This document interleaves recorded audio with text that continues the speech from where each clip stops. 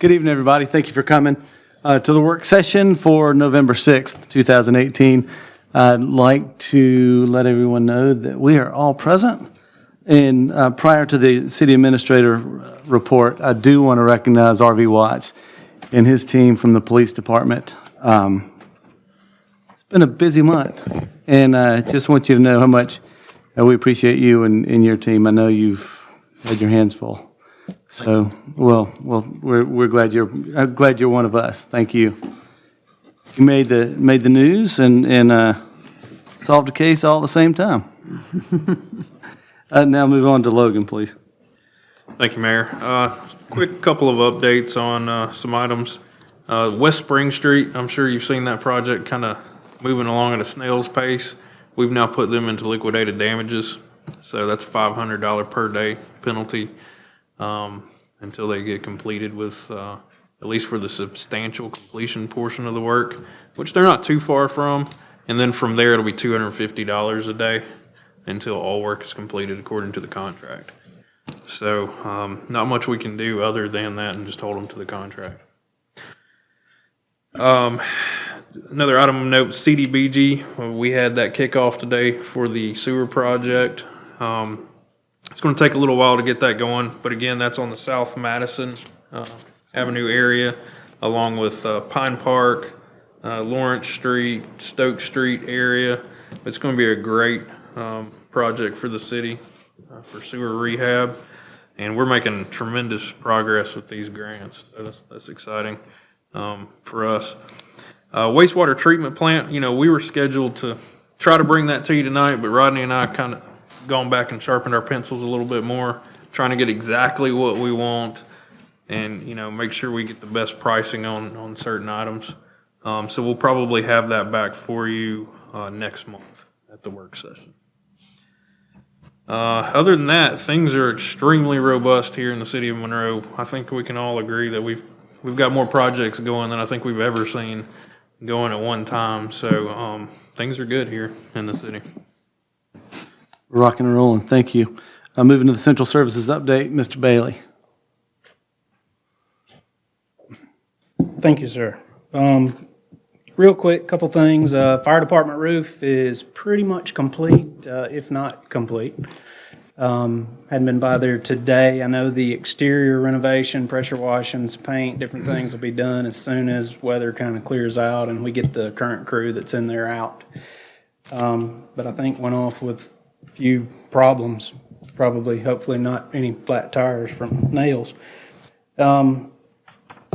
Patrice Broughton had recently left us, took public information officer position at the county. So the newsletters that have been going out every quarter, we're going to change that up a little bit. We did a little bit of a study. Materials and expenses of actually producing that and mailing it out were about $12,000 a quarter. So what we're going to do is with a new website design, and we're going to still do the newsletter either quarterly or we may bump it up and do it every couple of months, but we're going to do it digitally.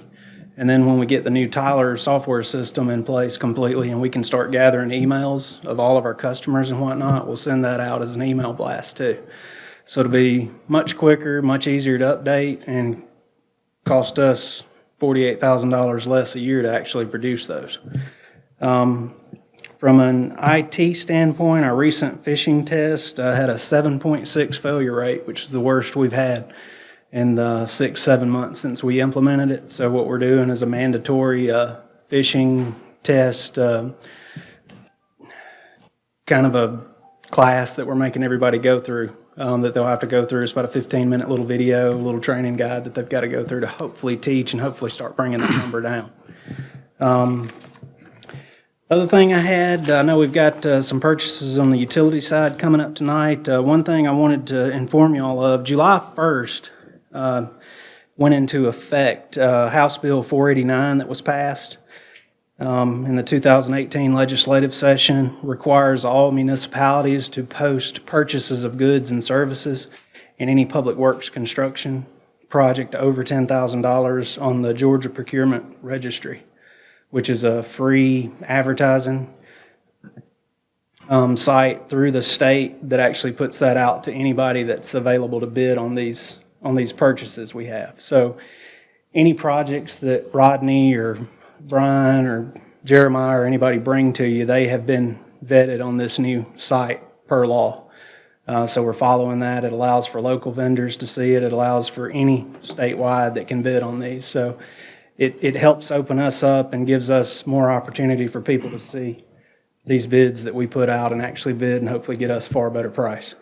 So, and that's all I got unless anybody's got any questions. Any questions? I think we're good. Thank you. Moving to committee information, to the Finance Committee, Mr. Bradley, Mr. Larry Bradley. Ms. Thompson has a report for us tonight. Yes, sir, thank you. You have the finance report in front of you for the month end of September 2018. I won't go over that into detail. If you have any questions, please ask. An update for the finance department, we are still in the configuration stages of the new finance software for general ledger, accounts payable, payroll, across the citywide. That is still on schedule to go live in December. And we are actually this week running a parallel payroll between two systems, so that way we can start that endeavor on the payroll side. We have completed the proposed budget for the 2019 proposed budget. Of course, those meetings are tomorrow night and Thursday night, so we look forward to going over that with you. And last but not least, the Finance Department did receive the award from GFOA for the Outstanding Achievement in Popular Annual Finance Reporting for the 2017 PAFR. And that is all I have, if you have any questions. Thank you, and congratulations once again on the award that City Finance Department just continues to show out. Do well. Thank you. Outstanding. That's all we have, Mayor. Thank you, Mr. Bradley. Thank you, Ms. Thompson. Moving to the Airport Committee, Mr. Garrett. Chris? Pretty quick tonight. Fuel sales remain pretty much even. We're at that 103 to 105 number of actual transactions, 4.39 a gallon. Right now is what we're going for. We're still one of the lower ones in the region. The large project, I know that Logan had sent out an email with a bunch of pictures and whatnot of what's going on. They actually started bringing in gravel yesterday while we still had pretty weather this week. That's all gone. But they began the project on November 15th with a 90-day completion plan, and right now we met last week and they are looking at a December 11th completion date, which I feel like they will hold to. And then we will jump to the west taxiway or taxi lane reroute, and that's roughly another 60-day project that they feel like they can complete in about a week and a half if weather allows for it. So a lot being done at the airport. It doesn't seem like a lot, I know sometimes, but the expansion of the apron will allow for the growth of facilities and the extra addition of different things that we can move into, tie down spots, which provide us with revenue and just a lot of great opportunities and gets us open for more grants in the future. So with that said, any questions? We have how many folks on our wait list? Right now, Realistically? roughly, I would say about 32, give or take, for hangar spaces. And that's the good thing about the expansion. It'll actually add about, it'll get us to a total of about 16 or 17 tie-down spaces. Will the folks on that wait list, will they want to do the tie down, or do you think they'll hold for hangar space? Some will, some already do. The addition will allow them to move from the west side tie-downs to the east side tie-downs, because currently we only have about 4 that are usable on the east side. So if we expand that to 16, then you're able to move closer to where your fuel and your maintenance shop are. So it's preferential. Gotcha. And those, what's the most recent time that you updated that list of 32? Have you confirmed they're pretty? Typically yearly, we go through the Right. list just to confirm and make sure that Right. people are still accurate and that they're still willing, or they haven't moved their plane elsewhere. But, I mean, we'll have maybe one new addition every couple, 2-3 months. Somebody maybe come off Pulls of it. out and then Yeah. another takes. So, yes, ma'am. Okay. Do you know how much ad valorem taxes are collected off of the planes that are there now?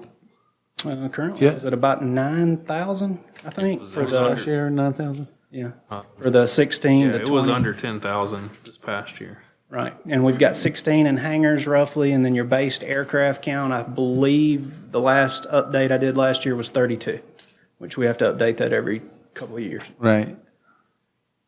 Okay.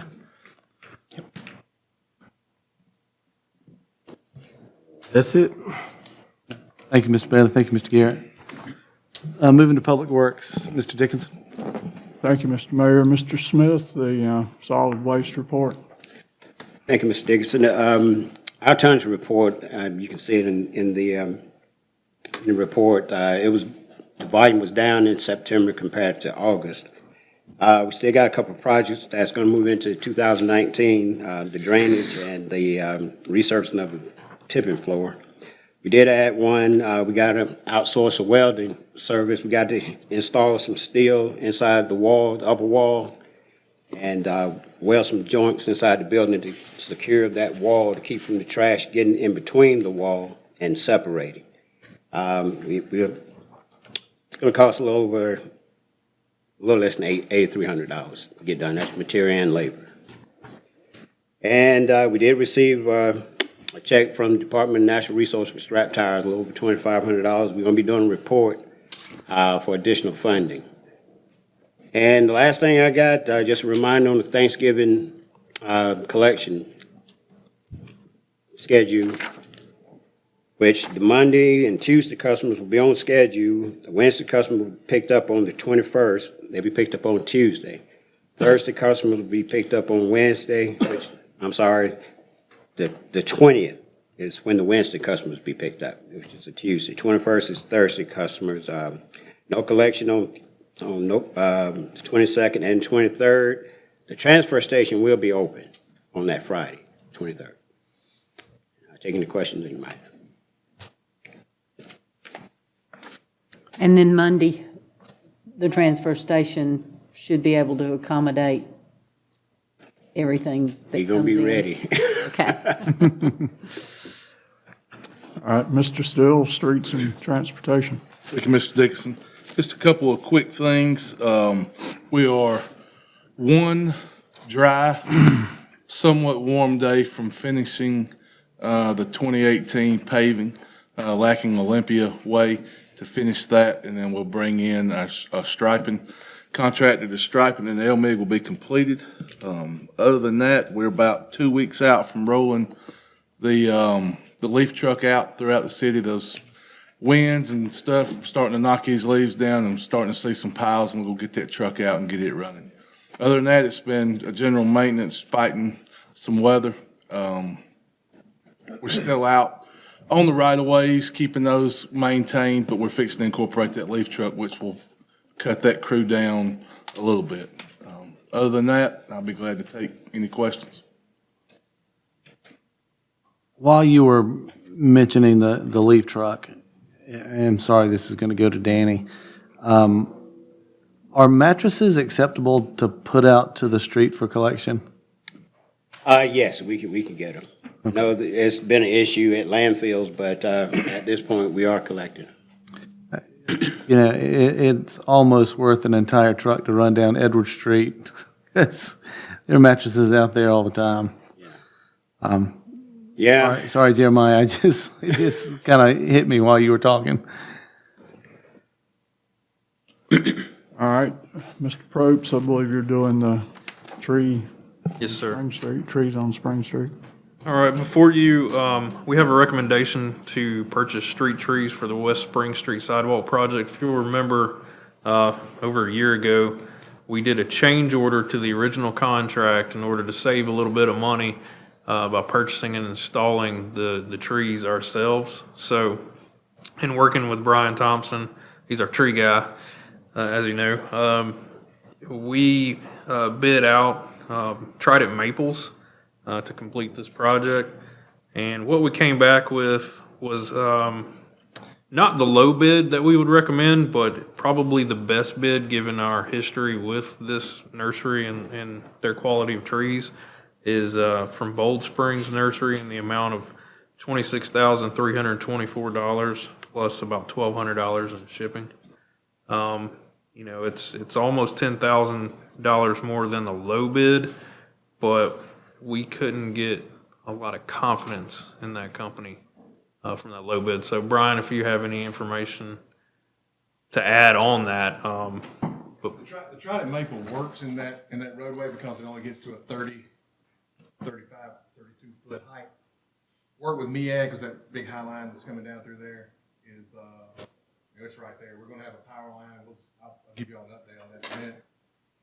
We have a line down through there. MEAG has a line down through there. So the Trident Maple works because of its size. I believe the proposed supplier is, what would be that second, but they are one of the best nurseries in the state. Their trees, the trees around this office came from this nursery, and we never have problems with these trees. The trees downtown are the same type of tree that came from another nursery, and Jeremiah, I tell you, they break all the time. But it's a pretty tree. It's just like the tree on South Broad. They grow fairly quickly. They're 2.5 to 3.5 inch caliper. To get to this number of trees, I had to go with that mixture of trees, and we'll just intermix them. We'll get Mr. Stone here, and he can help me figure out where to put it. Let me ask you a quick question. Where are those trees gonna be? On the sidewalk, behind the sidewalk? behind the sidewalk. Is this the reason we keep trying to put trees and sidewalks together? Well, This tree- these will work on the backside. This is one thing about this tree, that the roots are supposed to go down instead of out. So it's not like an oak tree that will bust up the sidewalk. It was a DOT-approved tree for a sidewalk project. It's also on our tree board tree list, or city tree list. And it's the same on South Broad, it'll be the same on North Broad. Have y'all looked into anybody that got the trees beside sidewalks and just see how the project actually work over time? DOT has approved this tree. I'm assuming it will do right. And they're telling me it's the tree for sidewalks because of the roots going down instead of out. I have to sort of go with DOT's opinion on that, because it is their street. And since we're doing the planting, are they still going to guarantee the trees, or do we take on that I liability? take on a lot of that liability, but I can try to work with that with the provider. As long as we put the tree gators on them and keep them watered, and we get them planted in that mid-December to mid-January timeframe, and if the guy gets done with the majority of his part, Right. we'll be able to get that. Okay. How much more would it cost if this supplier actually planted the trees and then guaranteed them? I don't know that we'll be into any savings over and above what our contract was originally. But I mean, we can look into that, but I'm thinking your planting cost is going to be pretty extensive. I just know that Brian does a real good job putting power poles in the ground. I wasn't sure about that. Well, you know, if we have a couple failed trees at about, $600 a piece, it's not the end of the world. I would prefer to gamble and just try to take care of ourselves. I know Mr. Steele will. Success rate. We have one tree we did lose last year. We plant 6 or 8 trees a year just to replace some of the street trees we tear down because of death or, danger to the tree. We have a pretty good success rate. We lost one in the corner of Washington and Broad last year. And that's the only one out of the ones we planted last year that we lost. Last year was, of course, it was a good year. It was a wet year. That was probably more wind-related than That drought was a hard related. one. We could not stake that one out because of we couldn't rope it off because of where it was. There was nowhere to rope it with the streets right there and the roads right there. If you can stake them out and run it, which we won't be able to most of these except 2 ways. You're fine, as long as you get it. And those on South Broad, we lost 3. 2 of those were due to, I can't prove it, but I guarantee you Georgia Power poisoned it. Kept trying to get me to move, and I kept arguing about the size, and all of a sudden they died. I'm pretty sure they killed them. But we lost 1 more. Is the quote for these not included as shown? So if you look on the page after the cover sheet, it's the first two items. On the quote, for whatever reason, they included two other items there underneath. So you have the 16,860 plus the 9,464 from Bold Springs Nursery is the low bid on this. It's a mixture of 2.5 inch and 3 inch trees.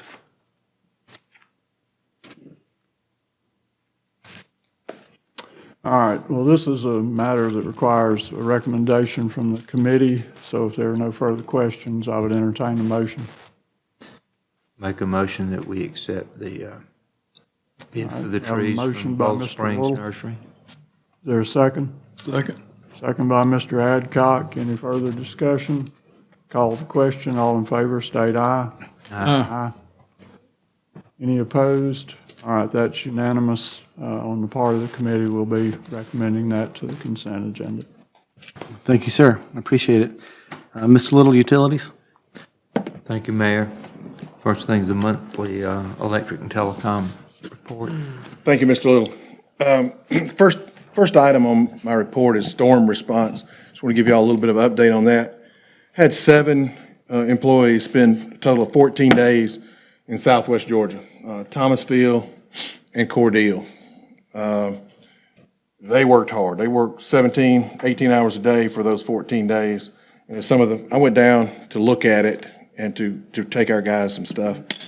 And it was some of the most devastated areas I've ever seen in my 30 years of utility business. All of Crisp County was in the dark on Thursday morning. And a week later, they still had 40% of the system still out. So we're going to learn a lot from this. We're going to use what those guys learned from a catastrophic destruction of your system and go through and see what we can learn and what we can change in our emergency response systems. But one thing I did find while I was down there is you need to do your pole inspections and you need to trim your trees. And the next thing on our items is our pole inspections and our pad mount inspections reports have been complete. And this is the first year we got below 5% on our pole inspection reject. And the beautiful part of that, there were only 20 poles in all the system that alerted what's called a reject. And 15 of them were broken guy wires or stolen ground wire. It was not a rotten pole. When we started this, we were having 20 and 22% reject in 2006. So we've changed a whole lot of poles and made the system a lot more robust and a lot safer. The pad mount equipment inspection, which are the green boxes you see sitting around, we had one device that failed. And some ants had built up inside there and rusted out the wall and the oil ran out of it. But we caught that before it was an emergency. So the oil's running out on the ground. Instead of it completely running out and us not finding it and causing a service outage, we got to set up with the customer, change the pad mount, and it was a planned outage instead of an emergency outage, which was great. We're doing a partnership with the Downtown Development Group to install some electric services inside of Childers Park for a project they're doing. You'll see us up there. We need to get done, but it's raining and we're making a mess, but we're cleaning up the best way we can. So if you see some guys pulling some wire and stuff, that's us. And we will seed and straw and get it back to the shape it was in when we got there. In conjunction with the trees, we will be installing the lighting along Spring Street. Spring Street, since it was a locally funded project, it doesn't have to be DOT lit like South Broad and North Broad are going to be. It will be more responsibly lit, in my opinion. We had a photometric study done. There's a couple of spots we'll have to backfill with some overhead, Cobra head lights, but it's going to look good. There's 65 lights that go on that street. And just to tell you what the DOT spec is, there's 84 on North Broad. Landing strip. Landing strip. But if you're going to get the federal money, you have to do their rules, and that is their rules. So we go by their rules. In telecom, we started our leak survey, which is going out and making sure the system's tight. Two things that gets us: it keeps the FCC from being mad at us, and it solves problems in the cable plant. And our GPW redundancy project is complete. So we are now working on dual 10 gig links back to 55 and 56 Marietta Street with links across the street between those and between here and the head end. So physically, our architecture is we have a knock here and a knock at the head end, and they both connect to two totally different data centers, which is a wonderful thing. So we don't have one piece of equipment in the system that could fail and cause us issues. And I'll take any questions you may have. Will the lighting on Spring Street be the final thing, or will the trees be the I final? want to try to do them in conjunction with each other. What we'll try to do is put in we have to pour a concrete cylinder to mount the light to. And while that truck, the same truck drills the hole for the tree that drills the hole for the cylinder, we'll plan to do both in conjunction and just swap our bore head, because the bore head for the tree is a little bit bigger, and do a section at a time and just sort of leapfrog yourself down through there. So do the lights in one and then leapfrog over, do the lights here and do the trees in behind. So I hope to do them in conjunction. Will you wait for the contractor that's out there? Yes, sir. I need to wait for him to be gone, because I don't need him to come back to Logan and say that we're holding him up or giving him problems, and they're still doing because we're in those damages times now. We need him to get done, get his self out of the way, and then we can roll in behind him. Thank you, Brian. Thank you. Water, sewer, gas, and stormwater, Mr. Miller. Thank you, Mr. Little. Just a couple items here. We finished the pipe bursting on Olympia Way. If anything could go wrong on the project, it went wrong on that one. So it's finally finished up, cleaned up, and we're moved out of there. Water distribution, we'll be starting the water installation on Highland and Wayne Street here in a few weeks. This will be replacing that 1.5-inch line that you noticed all the patches on Highland. We're finally going to get a new water line in there, so we'll start that here in a few weeks. And then the Meadow Walk subdivision, ponds 1 and 2, the contractor has finished those up. Those were approved several months back, and took them a while to get here. And then we hope to be pouring concrete, weather permitting, on the alleyway at North Lumpkin and Spring Street next week. So we'll be finishing that up. And if you got any questions, I'll be more than happy to try to answer those. Thank you, Rodney. Thank you. I think we'll take your items of request for approval. Okay. Starting with the 2018 CDBG Engineering Services Award. I can take that, Mr. Little. All right. As I mentioned today, we had our kickoff for the 2018 CDBG project. What we have here is an award for the engineering services. That includes the design, engineering, surveying, so on and so forth. And we're recommending Hofstadter and Associates receive this award in the amount of $141,787. And this is for an increased CDBG amount this year, $750,000. So this will count towards our contribution. I'm sorry, I'm looking at $141,787. Are we bidding these? Or typically do we? Not this one. This one doesn't have to be bid. It's professional services. Sometimes we do bid those out, but this one was already in motion. They successfully did our 5th and 6th Street one that we just closed out. So I think that ended up being a very good project. So we're just going to go ahead and recommend Hofstadter for this one as well. But I think I'm correct in saying the rates that they're charging for this are the rates that were approved earlier as far as their hourly rates and their Right. specific rates, not this project necessarily, but the rates were being approved earlier. Right. Correct. Yes. Are there any other questions? Is there a motion? I make a motion that we recommend to the full council, Hofstadter and Associates to receive this engineering study bid.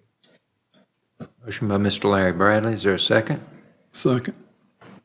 Second by Mr. Adcock. All those in favor, say aye. Aye. Opposed? We'll recommend that to full council. Next item is the HVAC for the water plant remodel. Thank you, Mr. Little. This is asking for your approval to have J.C. Lane Consultant install the new HVAC system in the water plant remodel. The reason for only one bid, this is a Yanmar product. It's a new natural gas heat pump, and the Gas Authority has teamed up with Yanmar to offer rebates. So with this unit, we had a pre-bid meeting. There's only two certified installers for this equipment in Georgia at this time. Both were invited, only one showed up, and that was J.C. Lane. The total is $61,815, but with the $21,000 rebate from the Gas Authority, the city's expense will be $40,815.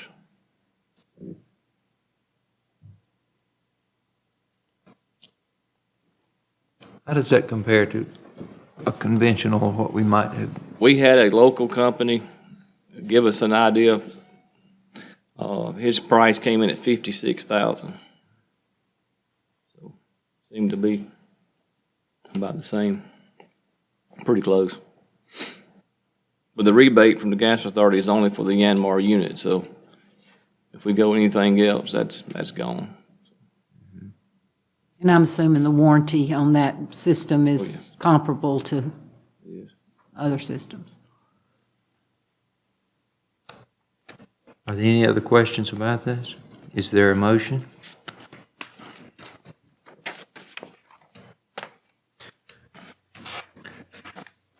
I'll make the motion that we I'll second. purchase the unit for the HVAC for the water plant at $40,000, net cost of $40,815 after the rebate. I'll second. All those in favor, say aye. Aye. Any opposed? Hearing none, the motion carries. We recommend that to full council. Next is the electrical system for that building. Yes, there's 3 bids included on this one. All 2 of them are local, one's out of town here, but low bid was Peters Electric at $29,500. And if there's any questions, there's a breakdown of what all he's installing there. It's basically a complete redo of all the electrical in the building. It's what was there was old, and yeah, Brian can probably speak more on it, but it's unsafe. It's unsafe, unusable.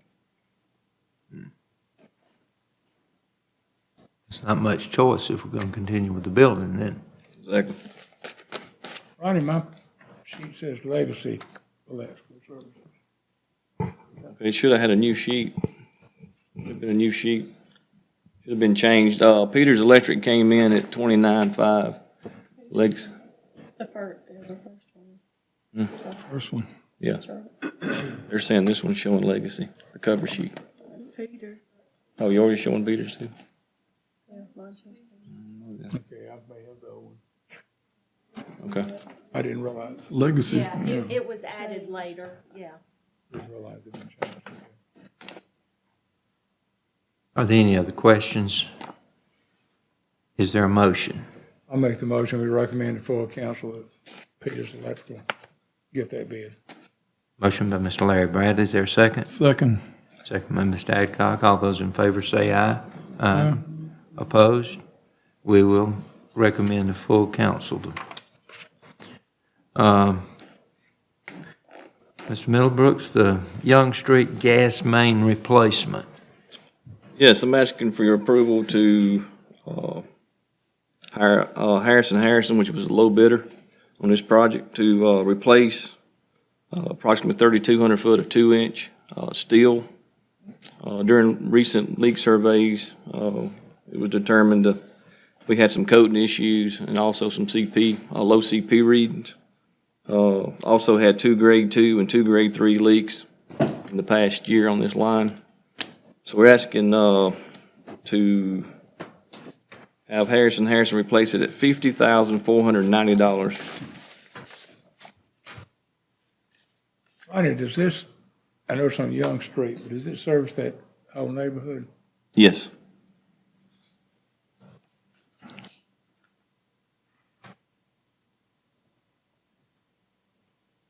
That was a low bid, right? Yes, yes, sir. Any other questions about this? Is there a motion? I'll make the motion that we approve the replacement of the Young Street gas main, with low bid of $50,490 from Harrison. Motion by Mr. Adcock. I'll second. All those in favor, say aye. Aye. Opposed? We'll recommend that to full council. Thank you. The Vermeer service trencher, Mr. Middlebrooks. This will be my last one. Asking you to purchase a new Vermeer service trencher. This will replace a 2000 model that currently has it's at 1,764 hours, but it's got a blown engine and some other issues with the dry pumps.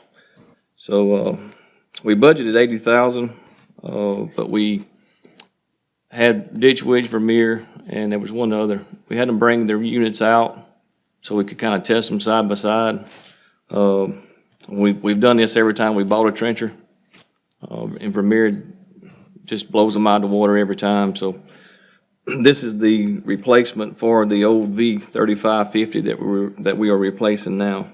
It's the RTX 450. And low bid was the Georgia Vermeer Southeast at $57,500. This is used by gas, water, electric. It's used by all the departments. We only have one of these, correct? Right now, we don't have one at all. We're having to rent one.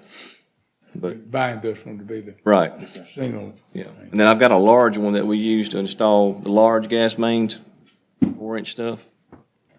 It's a really big unit. This one right here is a smaller unit for doing service work.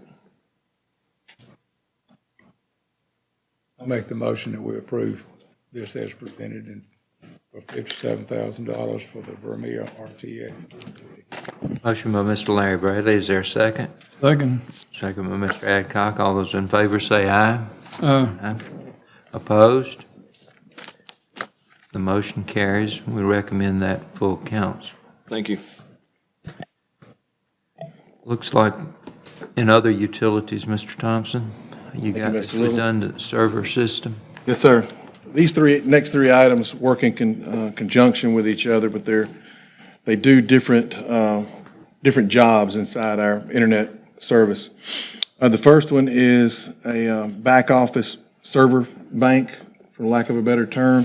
It's a bank of servers that verifies everybody's internet IP, gives you your IP address. It does a lot of different work in the back office to make the internet actually work.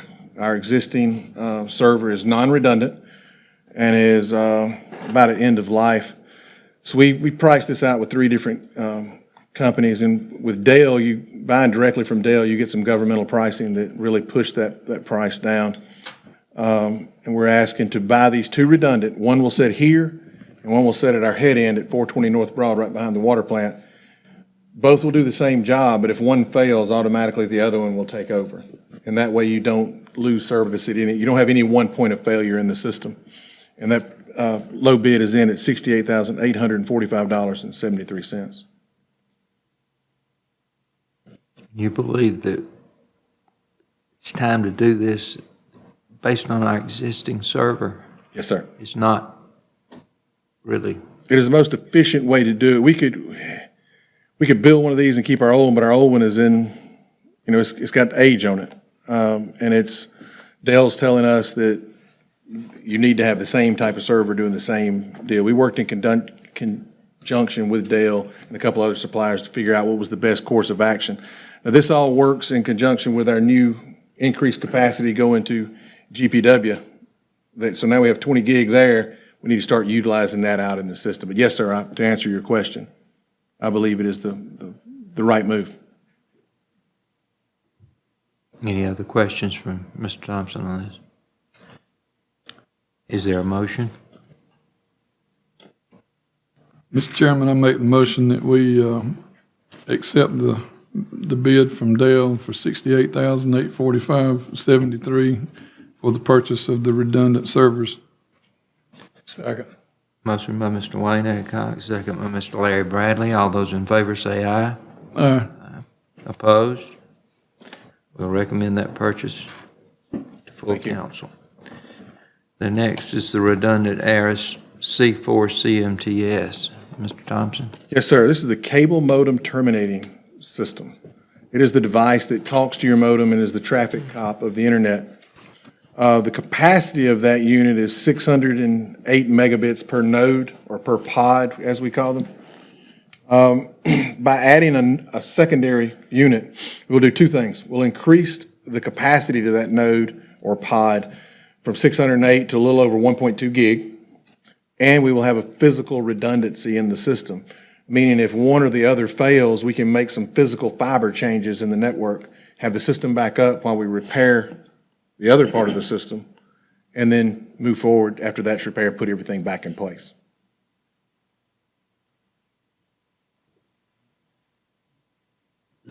Any questions? Guess the only question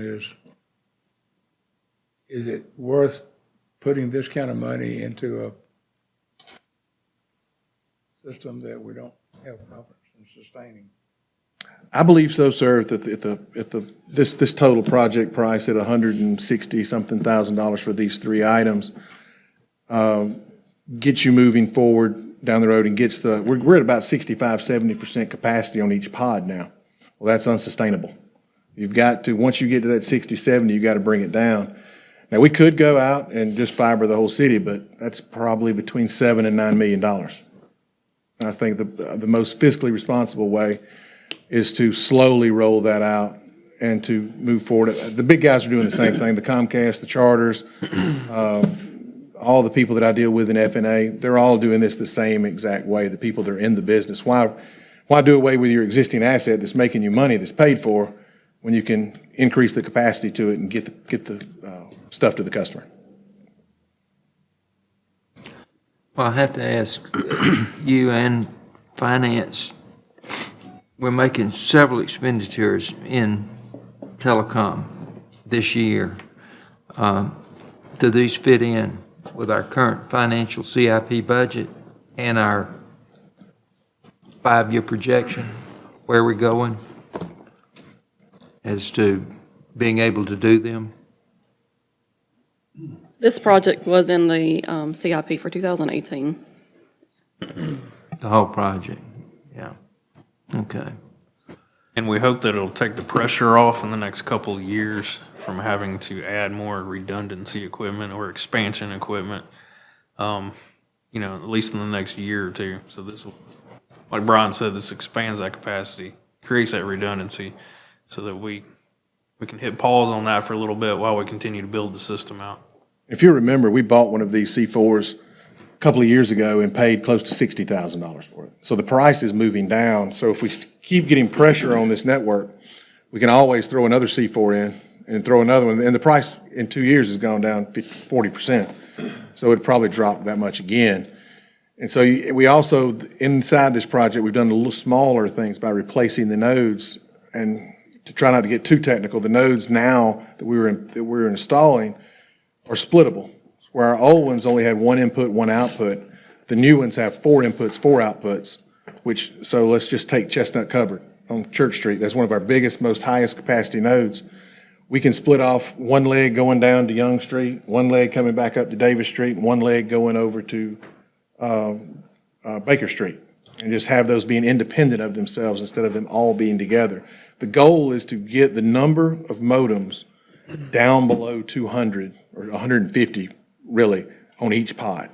Because as you know, what are people doing? They're streaming. They're watching YouTube. So the pressure on the network is more and more and more, and it's not getting less. You go back to the early 2000s, and we're sitting around with 45 megabits, and I was the happiest guy I could be. And now we're sitting with 20 gigs of capacity, and I worry every afternoon. So the capacity is always increasing, or the need is always increasing for capacity. So in short, it provides better service now. Yes, sir. And provides for growth potential. Growth potential. This will get us down to that 40% range, and we'll start planning again once we get to that 60%, planning for the next move. Any other questions? Is there a motion? I move that we recommend to the full council the purchase from NetSource Global in the amount of $39,770. This redundant C4. Motion by Mr. Larry Bradley. Is there a second? Second. Second by Mr. Adcock. All those in favor say aye. Aye. Opposed? Hearing none, we'll recommend that to full council. One more item, optical transport system, Mr. Thomas. This is the last item, Mr. Little. These are the lasers and return receivers that actually take the signal from the new C4 and transport it to the area of town where the customer lives. So it's new lasers, new return receivers, and what we call a signal master, a device that splits the signal up when it gets back to the office and turns that into something that, it takes that RF signal or that light signal and turns it into something which is IP that we can read on the internet. And this is, most of the stuff we've purchased here, the C4 is an aftermarket deal. It's a deal that, it's not a first run machine. These are first run Cisco lasers that are they're what we're using with the nodes. They match up with our existing node.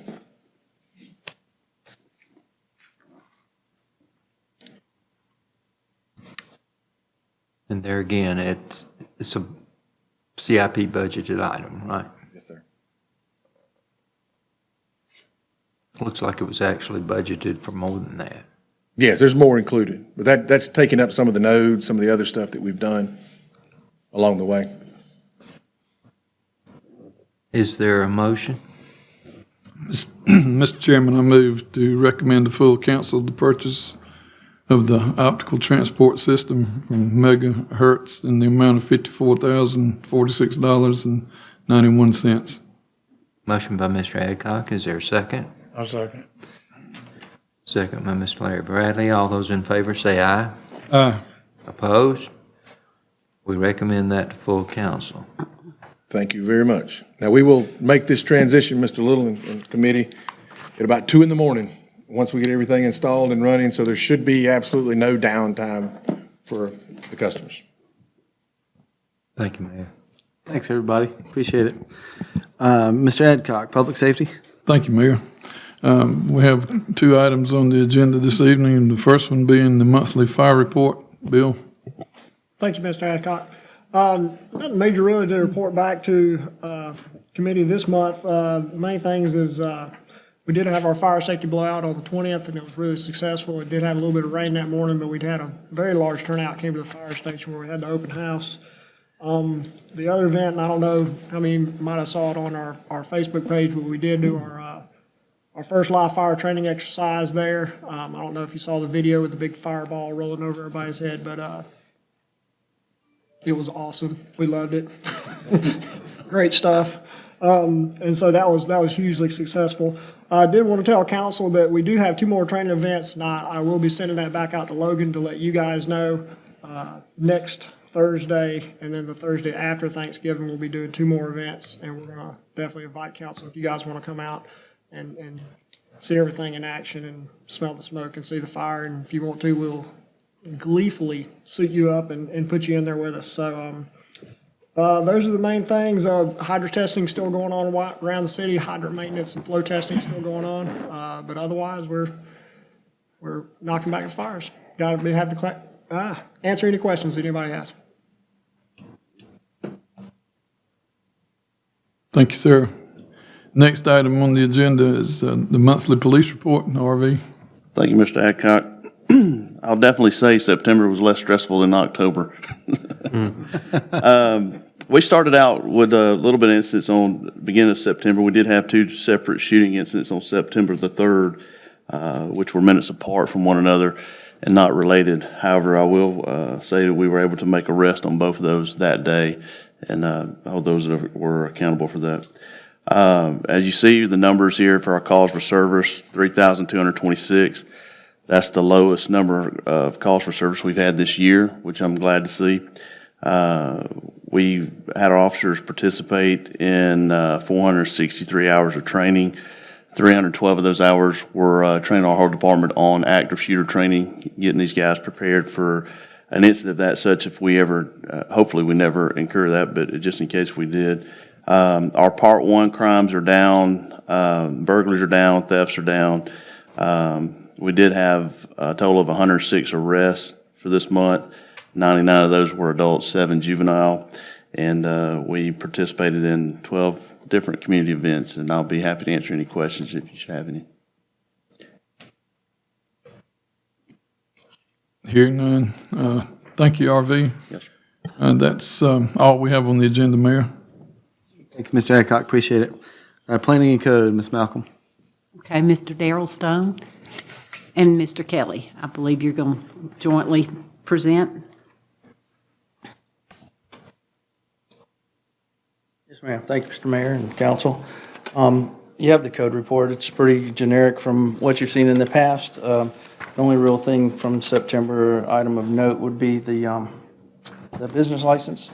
We had 15 new businesses open up, but only 2 closed in that month. So that's a nice trend, and I believe that's continuing in October and into November. Just some items of note for around town.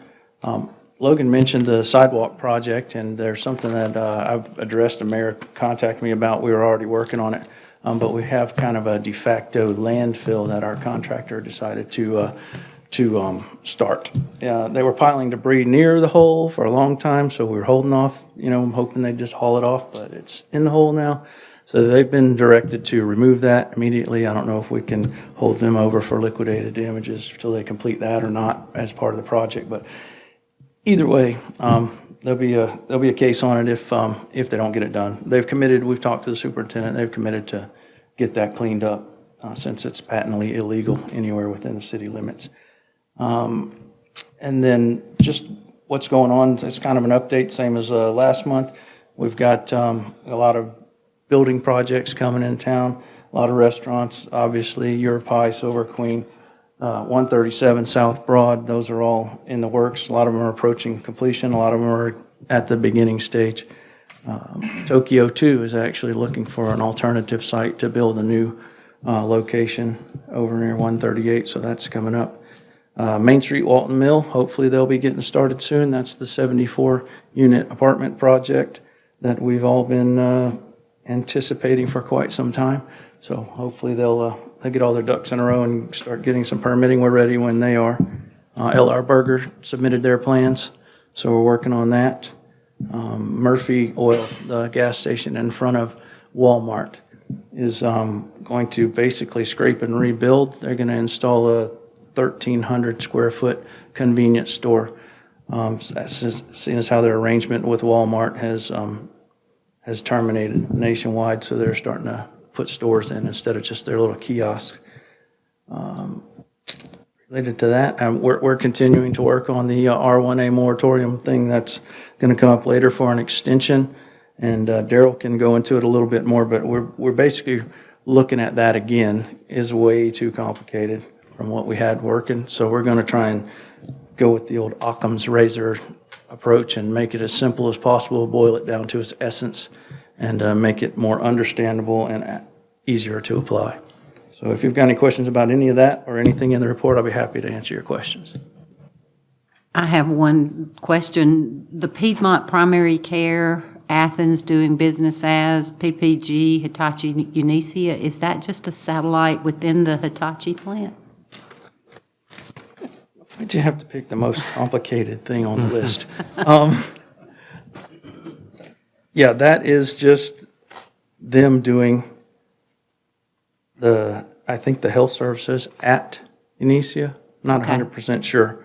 But I yeah, didn't it's know if kind it of was an like annex what of we the have it here is a care here, just. Might be similar to that, yes. I believe that was the. Michael's direction they were behind you headed. if you want to elaborate. Oh, okay.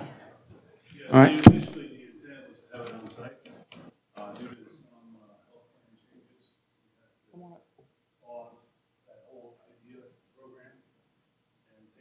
Until we come to agreement again with Piedmont Healthcare System. Oh, okay. It's tabled for now, so I'm not sure if they got back to you yet or not on getting the approvals yet. Okay. It was just interesting. I was, Yeah. thank you. Their business license is still active, whether they're active or not. And if you've got any other questions, I'll be glad to answer them. Thank you. Thank you. Then we have an intergovernmental agreement for aerial photometrics. Are you going to take that, Patrick? Yeah. Or? Yeah, I'll take that. Patrick, look at me. Logan, excuse me. Myself and city manager with Loganville got together with Tommy Knight over at the county appraisal office, and we are trying to come up with a new aerial flyover for Walton County and the cities, but within the cities, a greater resolution photometric study. And what that'll do is, they'll fly the planes with the high-tech camera equipment over the city in about February when the tree cover is diminished. And we're going to get, ultra-high resolution, it's called ortho-rectified photography. And what that'll do, that'll help Daryl and Patrick and Sadie, as well as the property appraisal division, be able to create better shape files. And it's just a great planning tool and also property assessment tool to make sure that we're not missing anything out there. You should do something like this every few years. All in all, it's a great bargain for us. The county's picking up the bulk of it, and it's a 3-year deal where we only pay $6,722.02 per year for the city of Monroe. So I think that's a lot of bang for our buck here for this service. And this is an IGA with Walton County and City of Loganville. Okay, thank you. That's all we have, Mayor. Do you want a motion on that? Do we need to go ahead with that tonight? To recommend full council. Okay. Could I have a motion that we recommend this agreement to full council? Move to approve the agreement and recommend that to. Do I have a second? I'll second that. All in favor? Aye. Aye. Okay, I think that's all. Thank you. Thanks, everybody.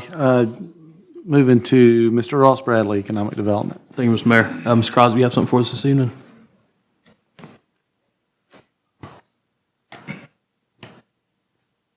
You have the report before you, and I wanted to just point out one item on here, 2 items specifically. One is the Levitt Amp Monroe Music Series grant. We have become a finalist, the City of Monroe, to receive a $25,000 grant to help us activate the new town green space. The purpose of this grant is to sponsor 10 concerts in a community in and on an inactive parcel. So this was the perfect scenario for us, and this will help us kind of jumpstart getting events and things going on the town green. But we have to be a finalist. I've emailed all of you the link so you can go and vote. You only vote one time. You have to sign up. We are, I think, 17th place currently. We need to get in the top 25 to be considered for the final grant. And I think they award 10 or so. So please do that. Please share it. Get the word out. Hopefully that'll be a great opportunity to even enhance further the events that we do downtown. And then I also want to point out the map that's on your report. This is the federally designated opportunity zone. The governor designated these at the end of 2017, and the rules and regulations of how these zones are going to be used were just published last month. And so there are a lot of incentives for people to invest into any project within this zone. I have a lot more information on it, but this is a great opportunity for us in Monroe. You can see a good part of the city is in that zone, and a lot of the areas that we have earmarked for future commercial growth and potential housing growth are in those areas, which is great for us. So I wanted you guys to be aware of that too, and anyone that has questions, please point them to me. And then also wanted to introduce Andy Camp from Nextsite. Nextsite is a company that we've entered into an agreement to help us market Monroe for retail commercial development. And he's going to kind of give you an update of how they've represented us at the shows so far this year. And wanted to give you guys the marketing brochure that they use to kind of showcase Monroe. And we'll bring Andy up. Thank you, Sadie. Good evening. How are y'all? I appreciate you having us, or having me here tonight to talk a little bit about that and give you an update of what we're seeing. I'm going to talk specifically about the last conference we were at, which was in Atlanta. But many of the conferences go this way, and we're throughout all of the Southeastern Conference states. We go to all of those, but we also send folks to Chicago. We do also send somebody down to Tampa to try to spur on and make developers and brands aware of the opportunities that we think fit in the market and try to drive them to the area to take an interest and take a look and see if they might want to open one of those businesses here. So we just got back from the ICSC Deal-Making Conference in Atlanta, where we met with about 65 of the retailers, developers, as well as the tenant reps that were looking specifically for opportunities everywhere, but we were directing them to Monroe. And since we've returned from that, we've been just following up on that list, just placing phone calls, putting market data in front of them, like what you see with the brochure. That hits some of the highlights, but then we have a much more extensive amount of information that we put in front of them that gives them more to consider, more things to think about as well. We did have a chance to meet with every retailer that was at the conference. We're able to find out what their expansion plans were, so we could marry up market with their desires as well. And in addition to that, we met with quite a few developers, as a lot of times they help solve that space problem.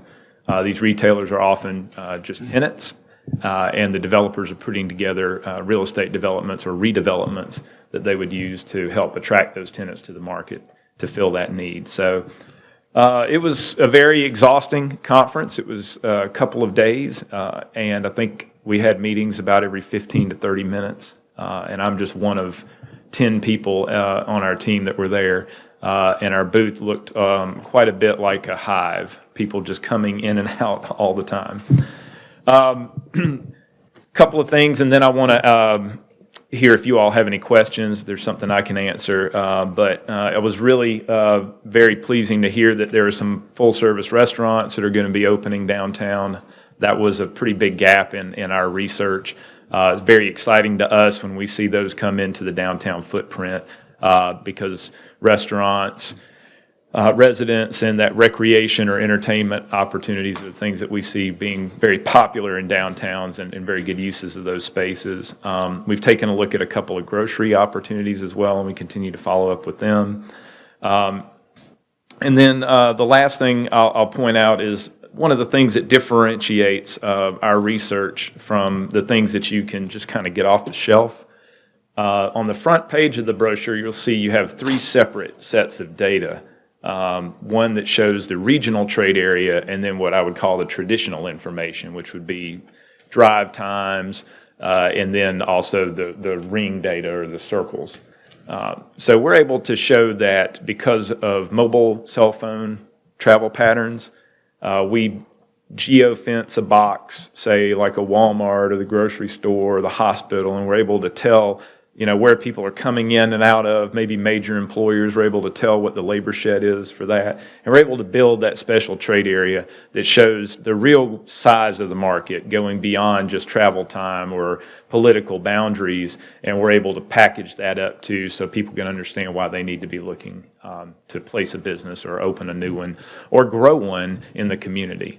And the last thing I would say is that, and Sadie and I know she's utilized this many times already, but this information resides on a site that she can pull it down, or the team can pull it down and share it with any local entrepreneurs that may be looking to grow their business or maybe open a new one as well. It's great insight as they put their business plan together or make adjustments along the way. So with that, if you have any questions for me, I'll be happy to try to answer them. Thank you. From your research here and also the people you've talked with, what type of retail do you think is our best opportunities going forward? Well, we look at the gaps as kind of the starting point. So we saw full-service restaurants. The typical clothing and other things tend to be gaps in markets about this size. I think it's a little tougher because, as we know, the internet has changed the way some of these products are bought and delivered. So we look at those, but I'm really a big fan of food because food's really difficult to replace. So restaurants, grocery stores, fast casual concepts that aren't in the market are things that we feel like should be looking from a national standpoint. Of course, you've got Your Pie, which is a fantastic brand that'll be opening up soon. They've done very well in markets like Monroe, and I think that you'll see them be very well received. So those are the ones that we take a look at a lot. In addition to the retail stuff, even though we don't do any of the research for it, we've talked with the city team, and it looks like there's some hospitality possibilities, some hotel possibilities as well. While we don't really have any data to support that from our own internal research, intuitively it feels like there may be some opportunities here. So as we meet and know people, we push them in that direction too. Did that answer your question, sir? No. Andy, how long has this partnership been going on? Oh, wow. Are we almost into first full year coming up? Mm-hmm. And in the first full year, we've updated the research at least twice, and we've been to, I believe, 7, maybe 8 conferences, if I've got my tally correctly. Kind of spreading seeds and trying to, cultivate and bring some further opportunities to the community. Have we cultivated any of those seeds? We've got a couple. I know it's tough. Yeah, yes, sir. Well, and I will say that this is one of those things where it does take time to. A lot of times projects kind of light relatively quickly, but it's that iceberg effect. There's a lot going on that we don't see as those icebergs move along. So yes, we've had quite a few folks that have had expressed an interest, and we just continue to follow up with them. Again, in that space that Mr. Bradley had asked me the question about. So, Thank you. I feel like we're in a pretty good spot, and there are some larger scale things that could come online, hopefully soon. But infrastructure continues to be things that they need, that they all need help with. It's tough. Cap rates are going up, interest rates are going up. Those two things are kind of working against us a little bit. But probably the biggest challenge is that construction costs continue to climb. So in a matter of 3 or 6 months, you may end up, getting 5% of your pro forma chewed into because the prices have changed. So, If you're lucky. Yeah, if you're lucky, exactly. Yeah. Awesome, thanks. Any other questions for Andy? Are you hearing anything from the businesses and the restaurants that they would like to see more of from us as a city? Anything in particular? Are you hearing anything about education, income levels, rooftops? Well, I'll say this, it'll sound kind of funny, and I am being a little jovial when I mention it, but, I haven't met a developer or a business owner yet that doesn't want, inexpensive rent, cheap dirt, all of the services at a low cost, and then just a wonderful, pristine, 150,000 average income market. All of those things matter. I would say that incrementally over time, just being responsive, but to answer your question specifically, no, I have not heard of anything that jumps out or anything that I would want to make sure that the team knew about. Finding and unlocking pieces of real estate that may be underutilized or bringing their highest and best use in is probably one of the bigger challenges that most communities face. The easy pieces are done is a simple way to say it. So now we've got to figure out how do we bring new ones about and make them work. Off-site improvements, extending utilities or roadway things, any structured parking, those just become pro forma killers. It just becomes really hard to make the project work. And that is probably where the community can be the most helpful from a tangible standpoint. And then all the other things that you all do so well, just letting people know what a great place it is to be. Yeah. We do have a great team in economic development. We certainly do. And I think they're both sitting out here with Saw Shane over there. Sadie and Shane. Yep.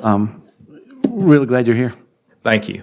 we appreciate the opportunity, and we look forward to continuing next year, and hopefully we'll continue to be able to share some good news. And you guys have a lot going on. Thank you for squeezing me into the agenda tonight. I appreciate it. Excellent. Thank you. Yes, sir. Mr. Mayor. Thank you. Moving to items of discussion, we have an application for beer and wine package sales at Alcovey Grocery. Mr. Kelly?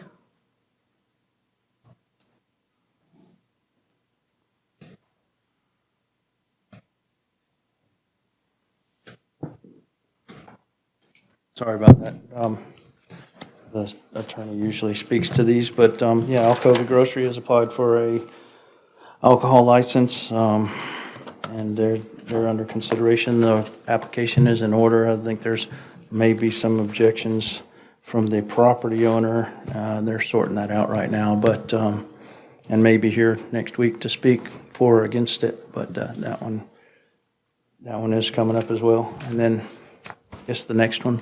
And the next one, I'm sorry, beer and wine on-premise consumption at Rocky's Pizzeria and Grill. Same thing. Their application is in order, and they're just applying for, I think it's a new alcohol license. But they're not in the city limits. They are. They are? Yes. We annexed that a few years ago. Tiny little triangle. Last piece. Just that little piece. Little Okay. tiny triangle, yep. Thank you. Good thinking. That didn't even cross my mind. Resolution, City of Ethics recertification. Mr. Probst. Thank you, Mayor. This is coming back before us to be recertified as a City of Ethics with GMA's Code of Ethics. It's good to do this about every 4 years to maintain that designation. And let me just quickly read through this resolution.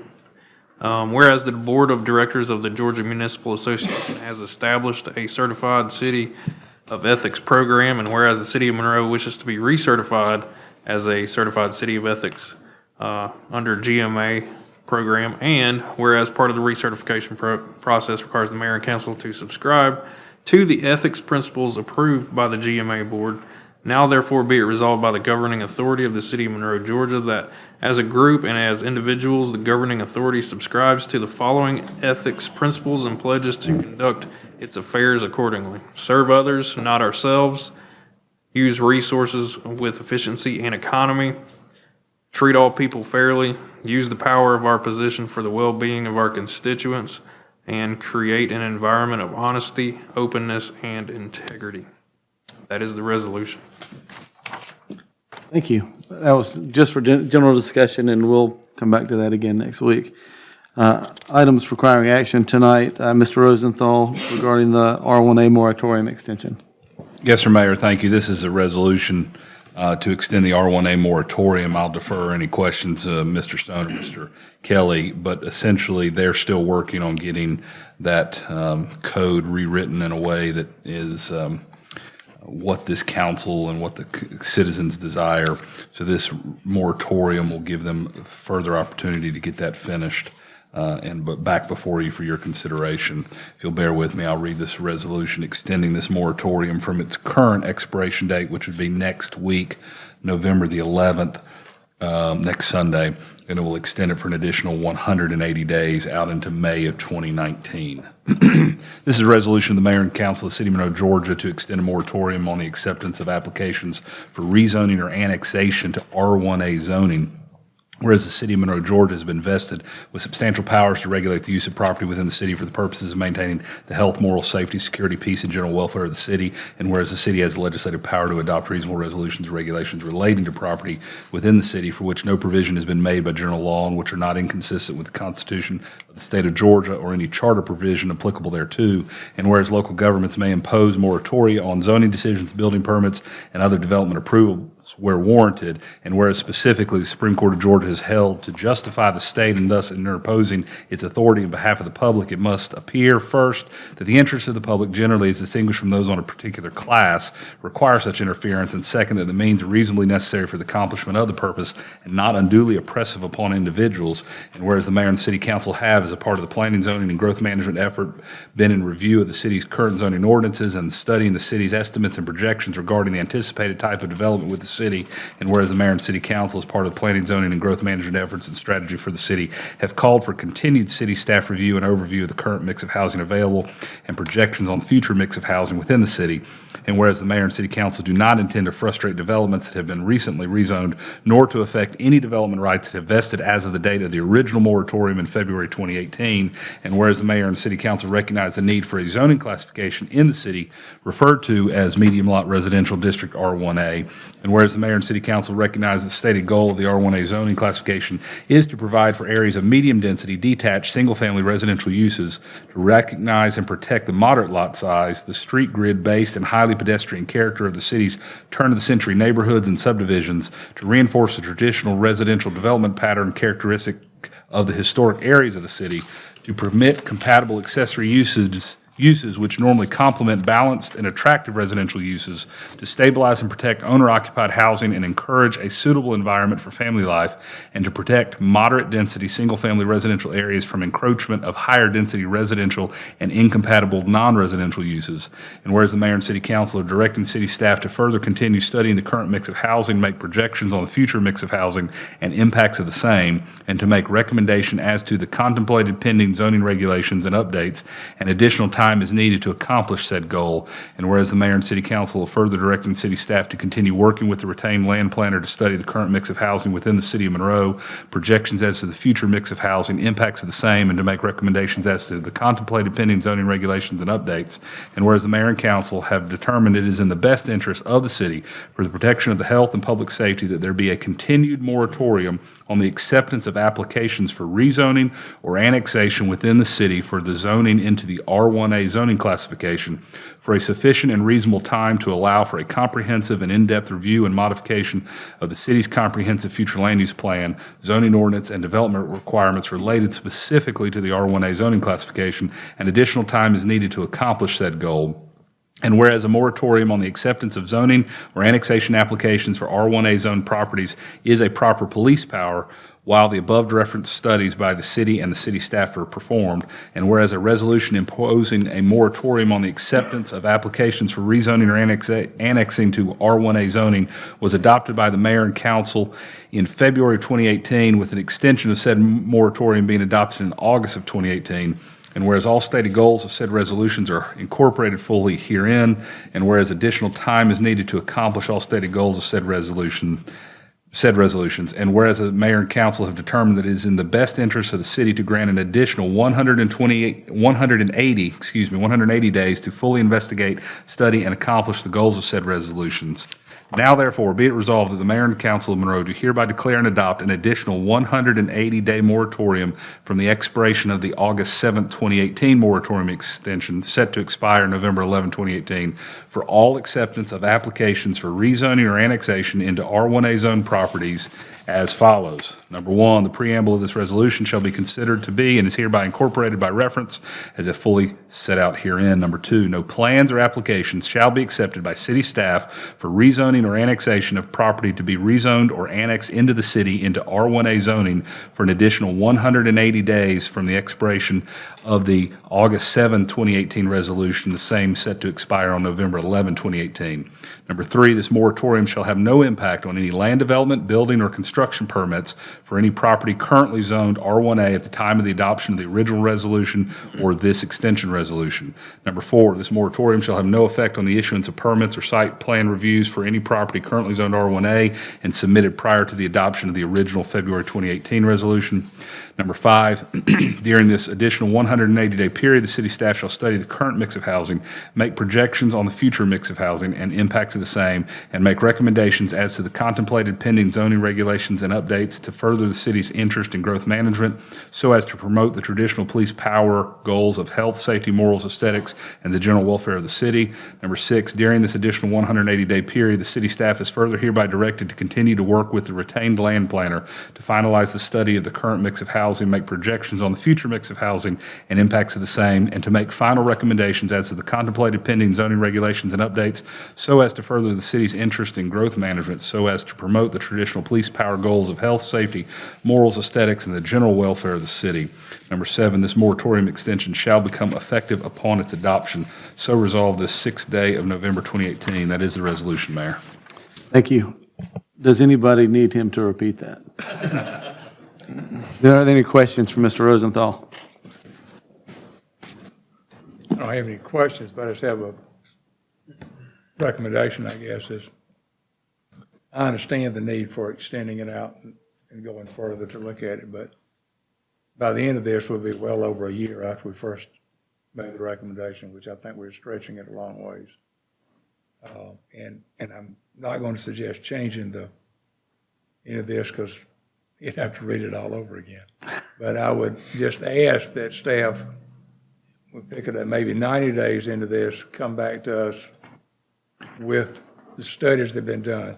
I mean, this talks about study of the current mix of housing, making projections of future mix of housing impacts, and then final recommendation.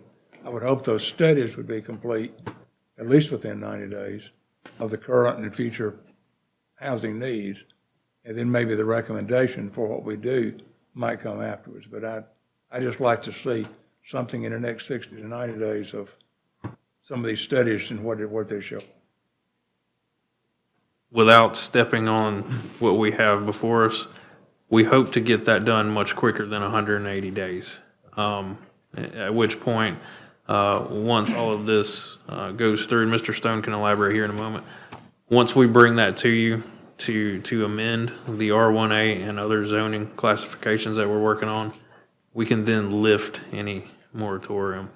But we hope to accomplish that in the most expedient manner possible.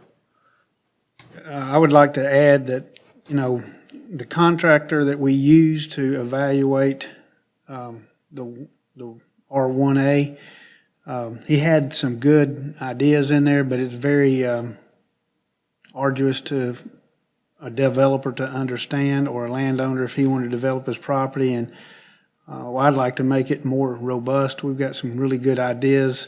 I'm doing some design charrettes to show y'all, to show how infill will be maximized to whereas it'd make it more profitable for the city as well as a developer moving forward on that, and look at also some other incentivizing techniques that we think will be really exciting. So I'm excited to show y'all what we're going to produce, and excited how this would also change our city's profile as far as the housing coming forward. It's really going to be good.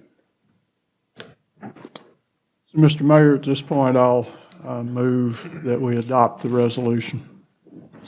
Second. Thank you. Have a motion on the floor and a second by Ms. Malcolm. Any discussion?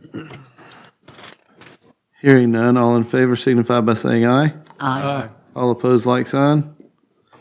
Motion carries. We're going to be looking for that over the next 60 to 90 days, but are giving ourselves until May of 19. Correct? That's correct, Mayor, and approximately the first half of May of 19. Great, thank you. Tax abatement at Hitachi Automotive Systems Americas, Inc. Mr. Probst. Thank you, Mayor. We have Michael Schooner and Shane Short with the Development Authority and Hitachi, respectively there. Here to talk about the tax abatement here. It's up to $330 million investment in the city. So again, we're considering this tax abatement for the expansion of Hitachi there. It's going to create at least 100 new jobs, and I wanted them to be here to help better explain the expansion that we have before us. This is going to be a great opportunity for the city and for Hitachi and Walton County at large.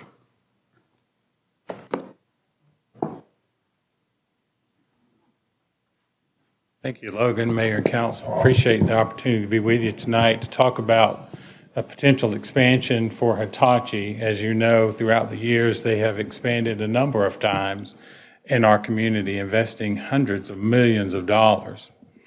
And Hitachi is again looking to potentially expand in our community. This would be their largest expansion to date, adding potentially another new building and very expensive new equipment out there. And I did want to go ahead and address up front a couple of the issues that we know that have come up recently, especially with some layoffs that took place at Hitachi. So to give you a little bit of a background, and Mike will correct me if I misspeak on his behalf, but Hitachi Corporate about a year ago had a new president that took the helm, hired a consulting firm who came back with some recommendations corporate-wide on streamlining and combining a lot of their operations. As part of that, there was a corporate-wide 10% reduction in workforce. We were very fortunate here in Monroe in that our layoffs were only about 4 or 5% of their local workforce.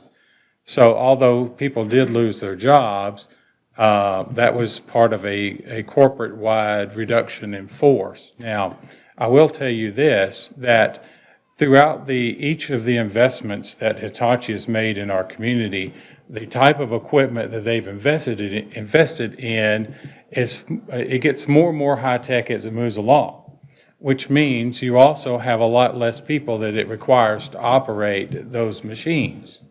So as any corporate or any responsible large business would do, as they look at their business model, sometimes they have to make decisions that aren't always popular, or even decisions that they may not themselves feel very comfortable about, but it's best for the business because that's why they're here, is to be in business.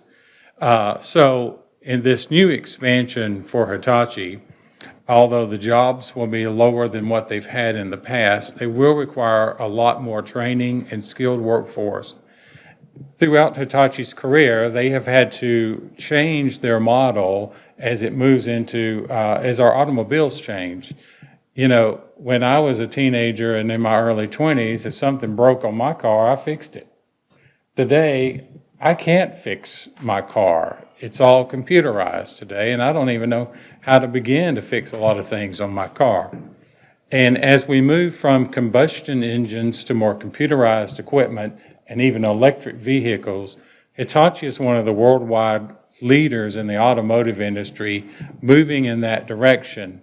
We will be at full electric vehicles at some point when the price of that vehicle gets to the point where it's compatible with the combustion engine and the batteries can get us at 300 miles on a charge. That's when everything is going to change for us in the United States and worldwide. Hitachi is already looking at investing in that technology and moving into the electric vehicle business. And so as that moves along, they have to change their equipment and also invest in new technology. That's what this expansion would allow them to do. So with that being said, I'll be happy to answer any questions you may have about the requested tax abatement. We have done this for Hitachi every time they've expanded in our community. And I will give you this scenario that I like to use a lot. In my business, it's a lot easier and to focus on the next golden egg and try and bring it into your community. And we oftentimes forget about the basket of golden eggs we already have. If we're not protecting the ones that we already have in our community, then we're wasting a lot of time bringing the new ones in, because guess what? Same thing's going to happen to them. They're going to feel left out and maybe they move. And when they come in today, they interview our existing industries. We need to take care of our own before we take care of new ones that may look to come in here. Although that doesn't diminish the fact that we still try and reach out to those. But our existing industry is just as important as bringing that new one in. A $330 million expansion is the equivalent to a major new industry locating in this community, a very significant investment. We're proud to have Hitachi as a great corporate partner. They do a lot to support the community, and we appreciate them. Questions regarding the tax payment? Just as a point of emphasis, the county and Board of Education have already agreed. Correct? That is correct. Any questions for Mr. Short or Mr. Schooner? You know, it's not 100% tax abatement, that it's a phase-in of taxes. And let me explain why we like to do that through the Development Authority on the phase-in. A company's largest expense is when they're building new or expanding. And during that time, they're not producing a lot of product and making sales on that product. So our phase-in of the taxes kind of coincides with with a company when their profits start to ramp up with that new technology or new sales. So we like to do phase-in of taxes rather than 100% abatements with companies. We think it's a win-win for the community and the company when we do that. So, Mr. Mayor, at this point, this is another one of those no-brainers. I move that we approve the agreement. Yeah, I have a motion by Mr. Dickinson and a second by Mr. Larry Bradley. Any discussion? Hearing none, all in favor signify by saying aye. Aye. All opposed, like sign. Thank you. Motion carries. Thank you, gentlemen, appreciate it. Thank you. That appears to be all our business for tonight. I need a motion to adjourn, please. So moved. Second. I have a motion by Mr. Ross Bradley and a second by Ms. Malcolm. All in favor signify by saying aye. Aye. All opposed, like sign. Motion carries. Good night, everybody. Thank you.